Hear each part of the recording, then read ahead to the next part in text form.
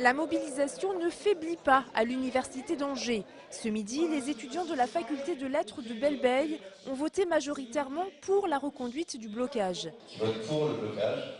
Ils ont choisi de poursuivre le mouvement de contestation contre la réforme de l'université. Un mouvement qui dure à Angers depuis 5 semaines. Mercredi dernier, le Premier ministre François Fillon avait fait quelques annonces en réponse à cette mobilisation nationale.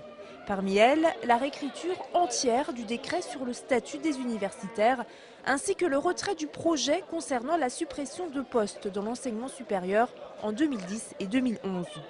La seule chose que je ressors de ça, c'est que finalement, il commence un petit peu à avoir peur de la mobilisation étudiante et donc il lâche du lest. Et à mon avis, ça démontre que voilà, il faut continuer la mobilisation.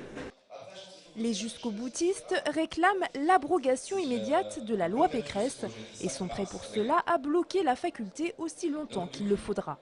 De son côté, Daniel Martina, le président de l'université, a tenu cet après-midi une conférence de presse. Il a à nouveau demandé un réexamen des projets du gouvernement.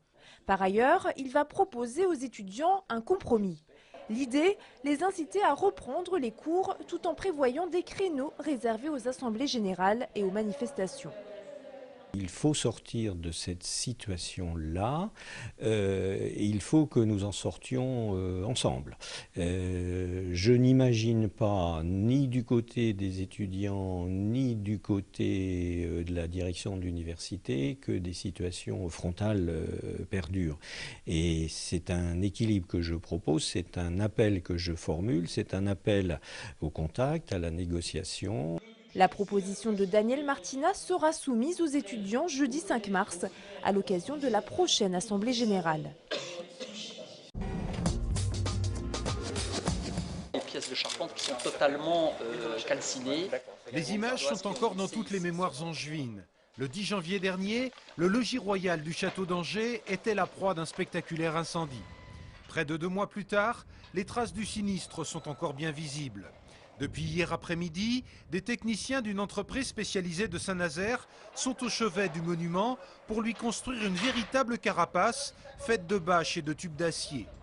Là, on voit encore ce logis royal, mais dans quelques jours, on ne le verra plus. Il sera occulté par une bâche. C'est un échafaudage qui est installé pendant 2 ans, avec une toiture qui sera également installée et qui permettra d'une part d'étanchéifier le bâtiment et d'autre part surtout de réaliser les travaux de restauration.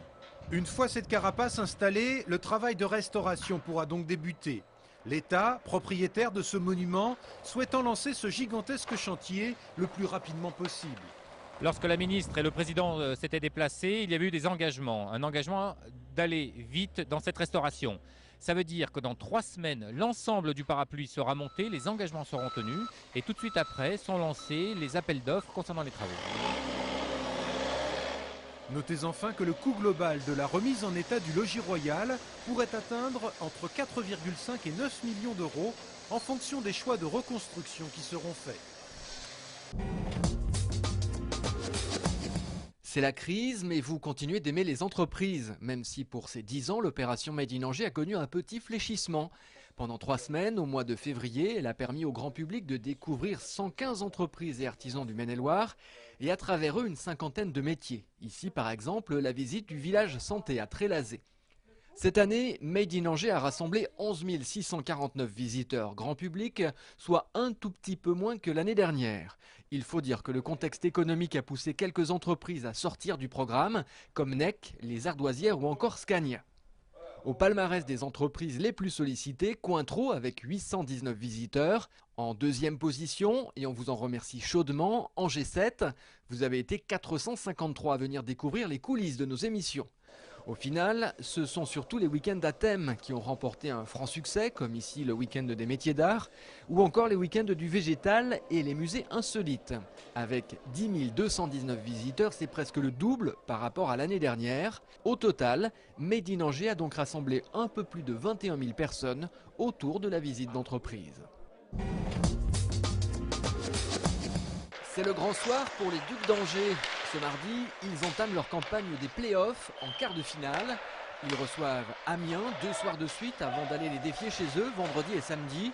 Et peut-être de les retrouver mardi prochain à Angers s'il devait y avoir un 5e match pour les départager. C'est très difficile de gagner des playoffs. On dit souvent même que c'est le trophée le plus difficile, tout sport confondu, à gagner, les playoffs au niveau du hockey sur glace. Les playoffs, c'est intense, sans répit. Et l'intérêt, c'est que les compteurs sont remis à zéro. Il n'est pas rare qu'une équipe se révèle pendant les playoffs. L'année dernière, les Ducs s'étaient arrêtés en demi-finale. Première étape, y aller.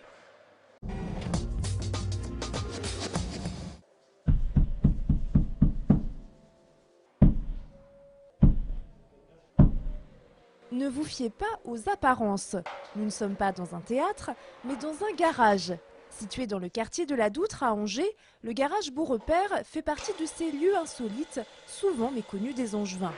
De l'extérieur, impossible de deviner que l'endroit était un ancien théâtre privé. Il faut s'avancer dans le garage et surtout lever les yeux pour imaginer le passé des lieux.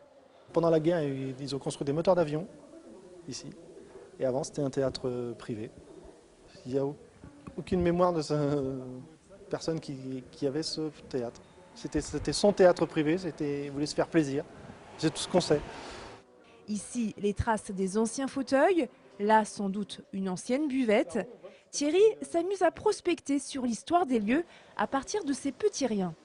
Vu les écritures de cette époque-là, et puis vu l'endroit, ça devait quand même faire payer. Même si c'était un théâtre privé, il devait faire payer. Travailler dans un ancien théâtre privé a quelque chose de très insolite. Et pour Jérémy, c'est un vrai privilège. C'est plus sympa, je trouve, qu'un garage, oui, banal, ouais.